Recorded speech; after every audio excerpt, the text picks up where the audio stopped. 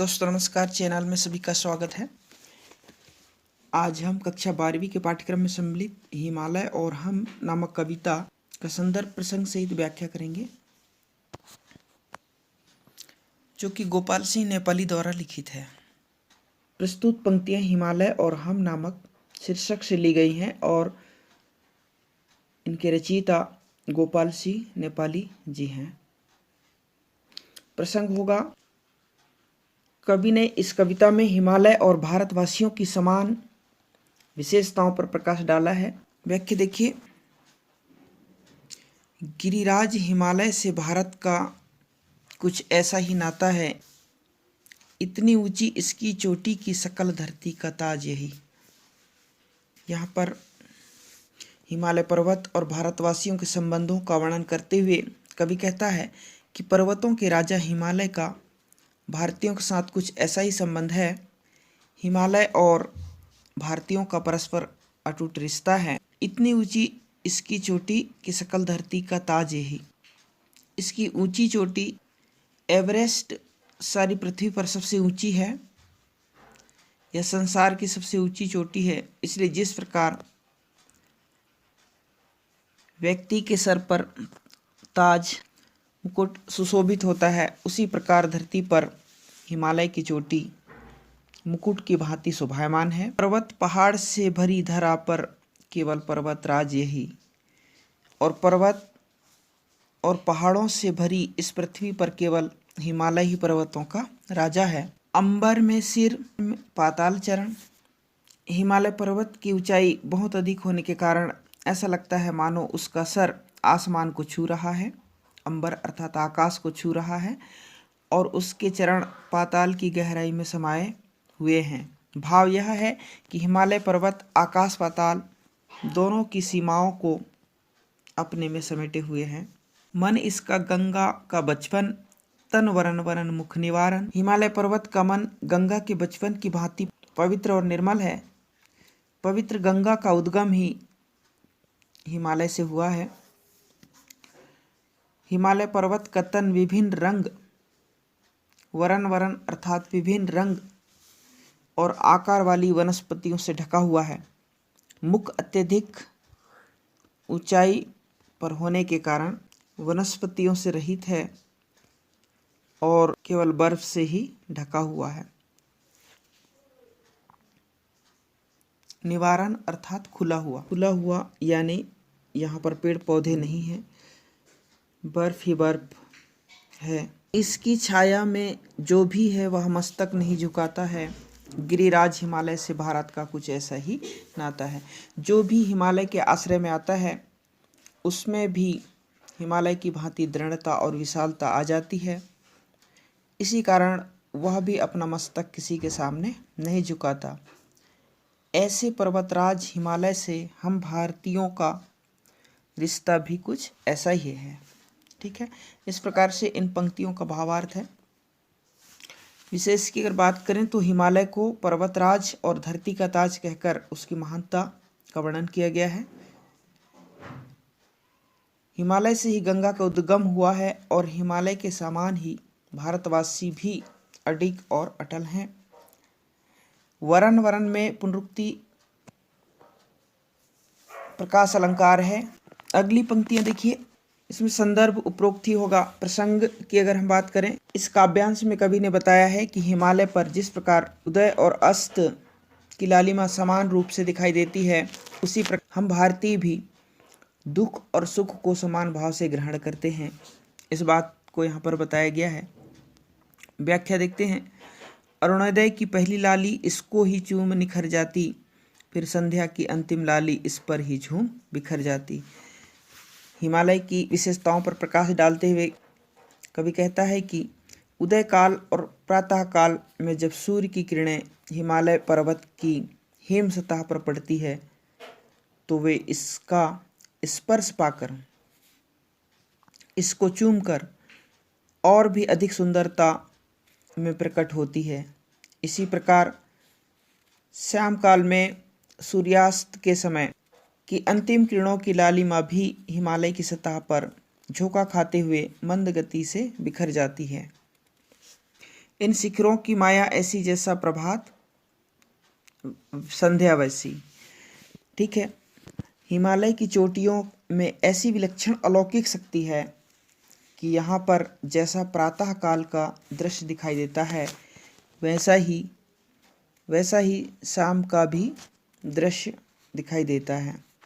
दूसरे शब्दों में अगर हम कहें तो जिस प्रकार हिमालय पर्वत का प्राकृतिक सौंदर्य प्रातः काल और शाम काल दोनों में समान होता है, उसी प्रकार भारतीय भी समान भाव से सुख और दुख को ग्रहण करते हैं। अमरों को फिर चिंता कैसी, इस धरती का हर लाल खुशी से उदय अस्त अपनाता है। गिरिराज हिमालय से भारत का कुछ ऐसा ही नाता है। ठीक है। भारतवर्ष की धरती का हर जवान भी जीवन व मृत्यु को समान भाव से अपनाता है। हिमालय की तरह भारतीय जवान भी अमर है, क्योंकि वह जीवन मृत्यु पर सोच विचार या चिंतन नहीं करते। भारत का प्रत्येक निवासी सुख दुख और उत्थान पतन को समरसता से अपनाता है और पर्वतों के राजा हिमालय से भारतीयों का ऐसा ही अटूट संबंध और रिश्ता है। इन पंक्तियों में जीवन के उत्थान पतन सुख दुख दोनों स्थितियों का समान भाव से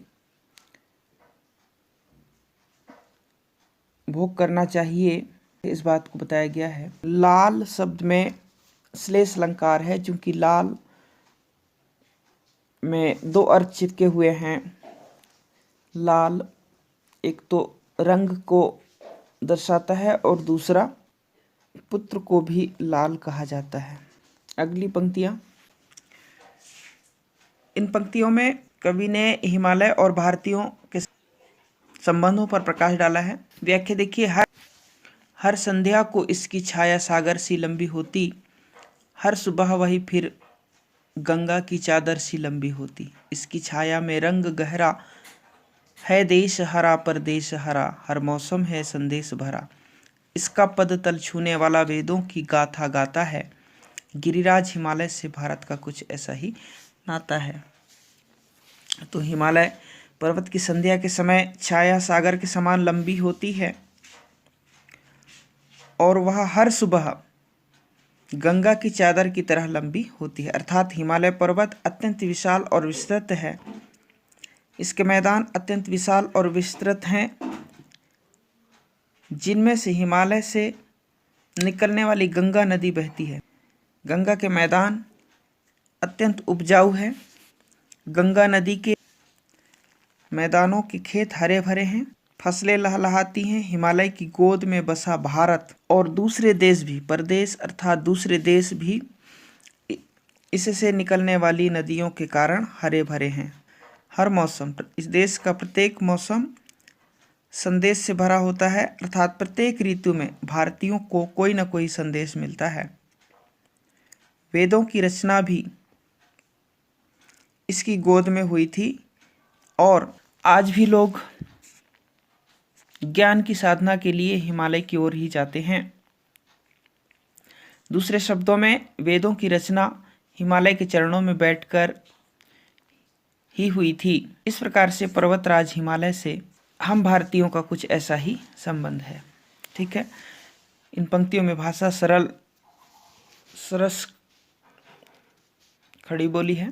सागर सी लंबी चादर सी लंबी में उपमा अलंकार है। अगली पंक्तियां, इन पंक्तियों में प्रसंग होगा। भारतीयों और हिमालय के संबंधों का वर्णन किया गया है। व्याख्या देखते हैं। जैसा यह अटल अडिग अविचल, वैसे ही है भारतवासी।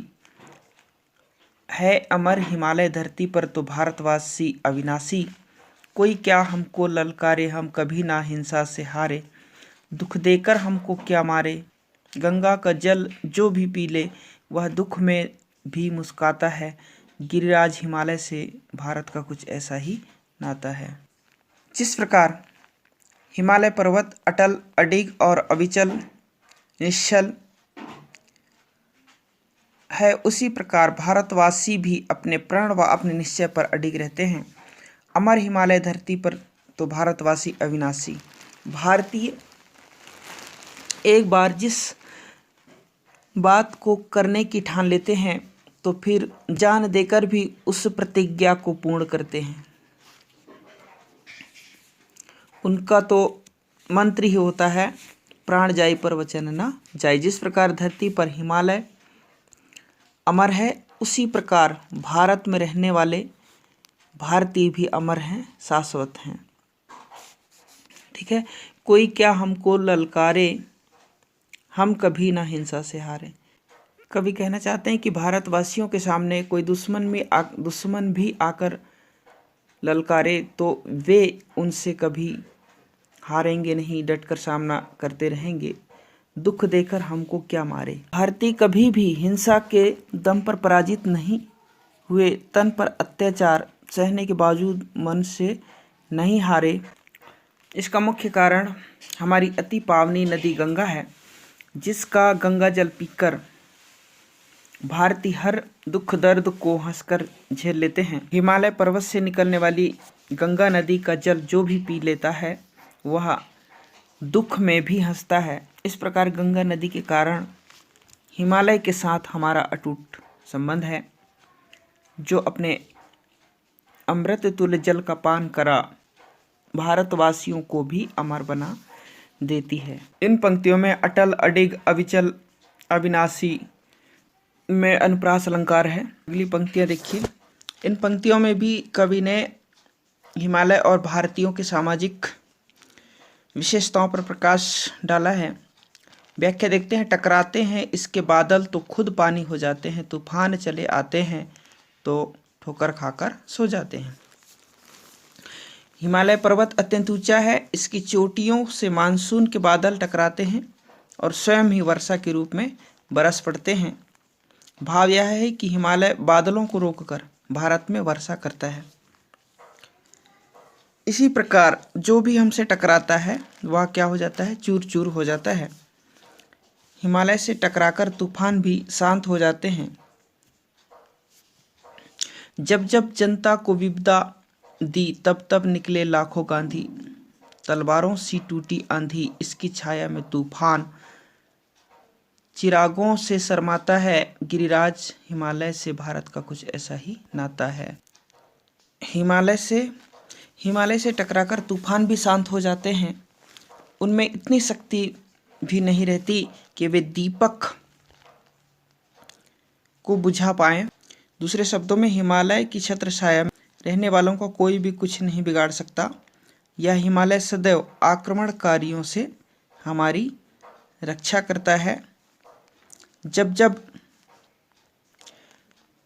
जब भी शासन ने भारत की जनता को विपत्ति में डाला और दुख दिए, तब तब लाखों सत्याग्रही गांधी अर्थात लाखों सत्याग्रही घर बार की चिंता छोड़कर निकल पड़े। हिमालय पर्वत की छाया में आकर बड़े से बड़े तूफान भी कमजोर पड़ जाते हैं। उनमें चिरागों अर्थात दीपकों को बुझाने की शक्ति नहीं रहती। इस प्रकार से हम भारतवासियों का हिमालय पर्वत से कुछ ऐसा ही संबंध है। तलवारों सी में उपमा अलंकार है और जब जब तब तब में पुनरुक्ति प्रकाश अलंकार है। ठीक है, इस प्रकार से इन पंक्तियों का भावार्थ है। अब इसको एक बार पुनः अपने शब्दों में व्याख्या करने का प्रयास कीजिए। बहुत बहुत धन्यवाद।